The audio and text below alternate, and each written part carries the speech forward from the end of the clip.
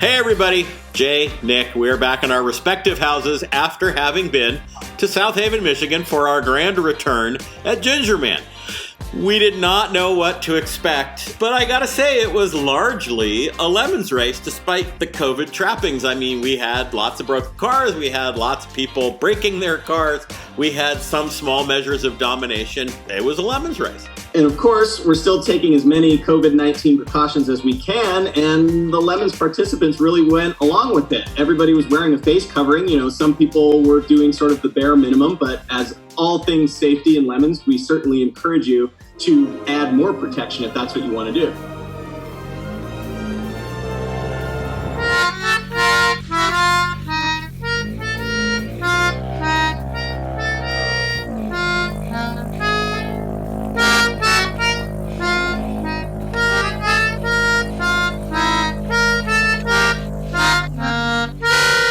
Yeah, there was a lot of social distancing. In the penalty box, we used the bullhorn, which I found actually extremely satisfying. I think we're going to do that now forever. That was great. And then there were little weird things like one of our racers is an attorney. His case got called to virtual court on Friday, so he was actually doing a trial from the paddock of Gingerman, wearing a jacket from here down and shorts. It was fantastic. Yeah, and that really brings up a good point. I mean, if you're working from home, they don't know what your house looks like. Work from the Lemons race. Okay, so what did we see? Well, I gotta start with hella sweet, the Volix C20R. What is a Volix? What is a C20R? Well, it turns out this is a 2012 car from Great Wall Motors of China. First of all, there's a car company called Great Wall Motors. That's fantastic. Second of all, it's a 2012 or as it's also called, a 4071 Year of the Dragon Volix C20R. What's a Volix? Well, Volix isn't the car maker. That's Great Wall. Volix is the model. What's C20R? Well, we don't really know. We think it's the trim level. What this thing is it's a Chinese knockoff of a horrible 10-year-old General Motors SUV crossover thing. It's just so incredibly fantastic. Actually, my Uncle Tommy just texted me, and it's a 4710 Year of the Dragon Great Wall Motors Volix C20R. But in any case, why is this car here? You know, it's too much to get into right now. We're going to do a complete Lemons World episode focusing on the Volix. Stay tuned for that. Yeah, in the meantime, all you got to know is it is a totally garden variety, exceedingly mediocre. It's a copy of a really bad General Motors SUV with 78 kilowatts, which is how Great Wall rates its power, which is something like a little over 100 horsepower. And it still kind of stomped the field. It walked away with C-Class. I think it was 14th overall in this field, which just goes to show a terrible modern car is still so much faster than kind of any 30-year-old race car.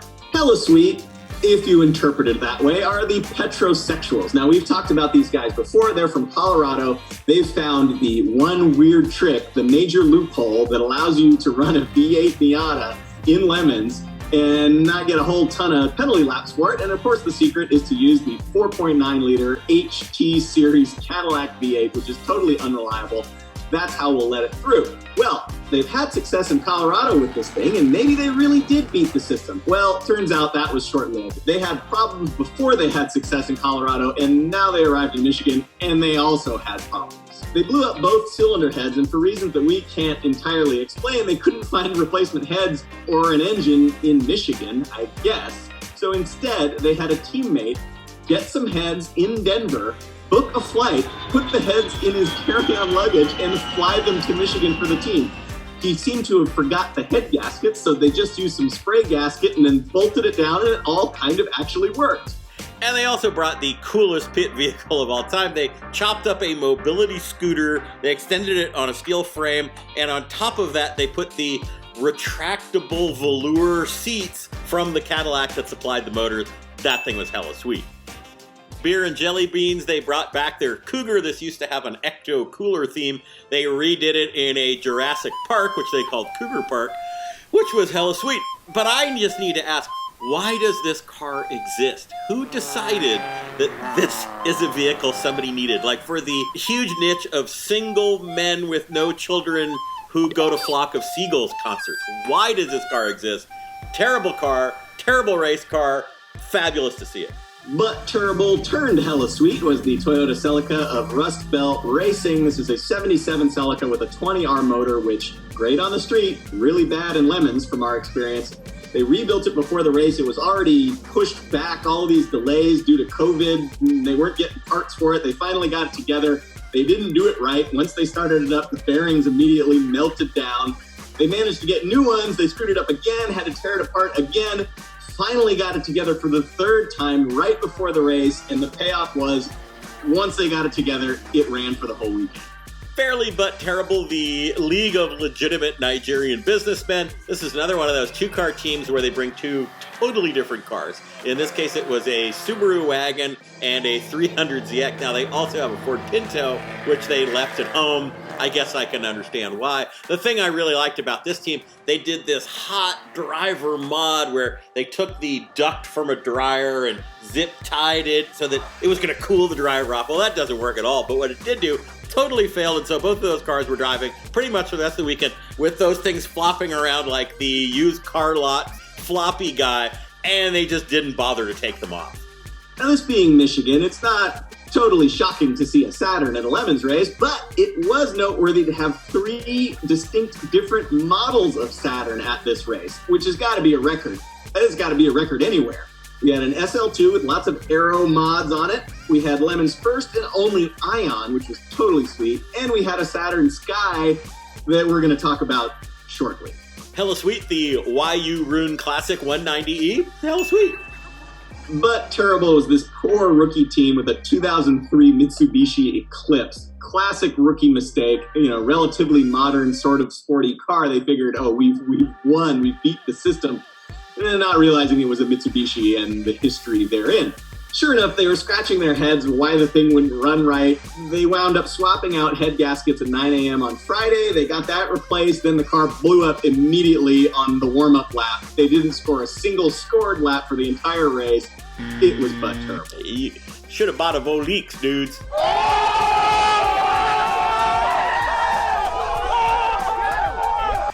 Fireball Racing brought a 67 Fairlane. Now, that should work out really well, right? I don't know. Well, these guys made the perhaps controversial decision to have the car prepared by a high school shop class in Texas. It's a bold strategy, Cotton. Let's see if it pays off for them. So, needless to say, the thing, very promising, but it turned out it just ran like crap. It eventually exploded in steam and general mechanical doo-doo and wound up being entirely but terrible. Now, here we've got the 999 Opel GT, YU Ruin Classic. As usual, what you can't tell from the inner tubes is how rusty this thing is, how terrible it was. The backyard that they found it in Indiana, they polished this turd to within an inch of its life, and it looked hella sweet. It did not run hella sweet, but it looked hella sweet. And you'd think after a 4-month vacation, things wouldn't be so butt terrible, but there was a lot of butt terrible, including the Wonderment Consortium's Volkswagen Quantum Syncra.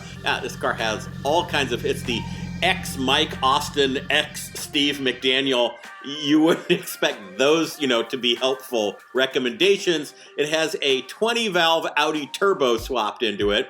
That's not going to work. It's running like 800 pounds of boost. That is not going to work. So this weekend, this car always has various mysterious problems. This weekend, every couple of minutes, it just shut off. It would run great, and then it would stop dead. So they fought that all weekend long. They would convince that the car had been self-healed, put it back out, get halfway on the track, totally stone dead. They did finally identify what they were sure was the cause. Yay, they got that all great. Close the car up. Captain's fist pumping as it goes out on the track. Looks at his hand. He has the hood pins in his hand. Hella sweet. Here's a little pro tip. If your first generation MR2's front end gets crashed and you can't find parts, a second generation RX-7 front end fits perfectly. Now, as you guys know, we've seen a lot of overplayed classic racing paint scheme cars in Lemons, the Gulf Oil, the Mazda 787B. But here's the deal. There's all of these really great liveries with even better Lemons appropriate stories behind them. This team, Club 991, discovered somewhere along the line that the 94 Honda Prelude, which happens to be the Lemons car that they are racing, was used as the pace car for the 94 Formula One Japanese Grand Prix. It was pouring down rain, and even if it wasn't pouring down rain, a 94 Prelude is going to have a difficult time going fast enough to keep the Formula One cars behind it from running into the back of it. So they figured, well, that's a perfect theme. They painted it like this pace car, and that's another pro tip. If you're going to bring a real racing paint job for Lemons, make it something like that. One last, not directly Lemons-related thing that we want to touch upon before we move on to the award winners. We caught, during this weekend, a rare BBC Planet Earth-style nature spotting at Gingerman that we just had to share with you guys. A legend many thought was not true, but it is. We found it. The rare, elusive Easy Up Graveyard. Hundreds of Easy Ups come here to die. No one knows why, and the poachers have not found them yet, so it remains. We shall not divulge its location, but it is an awesome sight. All right, now, because COVID, we can't do our usual meetings. We have our remote drivers meeting, we have a remote rookie meeting, and we do a parade for trophies instead of the usual trophy meeting. So that's what we did. All the winners, when they came off the track, we lined them up, we gave them their trophies, and they all followed me around in my plush rental car for a victory lap.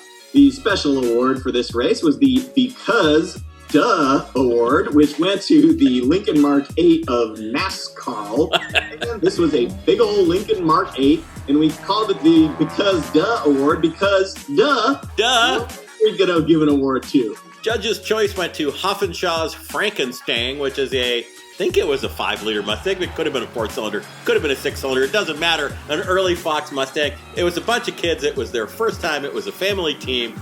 They just did everything right. The car was horrible, but they largely stayed out of trouble. They kind of knew all the rules, and they were just super pleasant and fun. We loved them.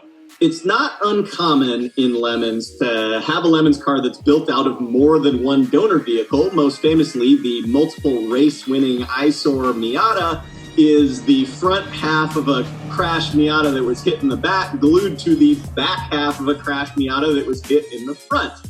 And that brings us to org choice for this race, which went to the Boneyard Butchers. They had a Saturn Sky, $500 my ass. Am I the only one around here who gives a shit about the rules? Yeah, and it was rear-ended, and if a Saturn Sky needs a rear end, well, what do? You go out and get the rear end from another Saturn Sky, right? Yes, well. No, they got the rear end from a Chevy Colorado truck. They took the roof and the bed of the Colorado and grafted it onto the Saturn Sky. This thing was freaking factory. Yeah, now most teams would take the grafted on a roof and a bed, and that would be it. They would be done, but actually not these guys. Now, they were working on this car constantly for 14 months, and they got a little carried away. They put the Colorado stuff on the back, and they put the roof on, and they said, well, man, that actually looks kind of good. Like, that is like a ute. We're going to keep doing it. They fared the body in really well. They put a great paint job on it. They chopped the roof down just right. I mean, they really got into this thing, and in the end, they actually made it look too good. But it's such a good-looking car. We just couldn't give them any penalty laps. It was also really fast. They wound up bending the front end a little bit, so it didn't look too good forever. They had some mechanical problems with it. They certainly did not run away with anything. But I think everybody agreed this is one of the best-looking customs we have ever seen. Just a spectacular organizer's choice. And the index of effluency went to the Gorilla Greasers and their Plymouth Valiant, their one-owner Plymouth Valiant. One of the team members' dad bought this car brand new in 1972. It was kind of a mid-range option package, 318 column shift automatic. That's about it. As far as race prep, these guys did basically nothing. They put in the safety stuff. They sort of did a weird gorilla theme. It had a furry top, and the Ram Air Scoop was actually a gorilla nose. It was the second slowest car for the entire weekend. Beat 30 teams despite that. Great story. Perfectly craperific. Well-deserved IOE. Okay, we're done. Lemons in a nutshell.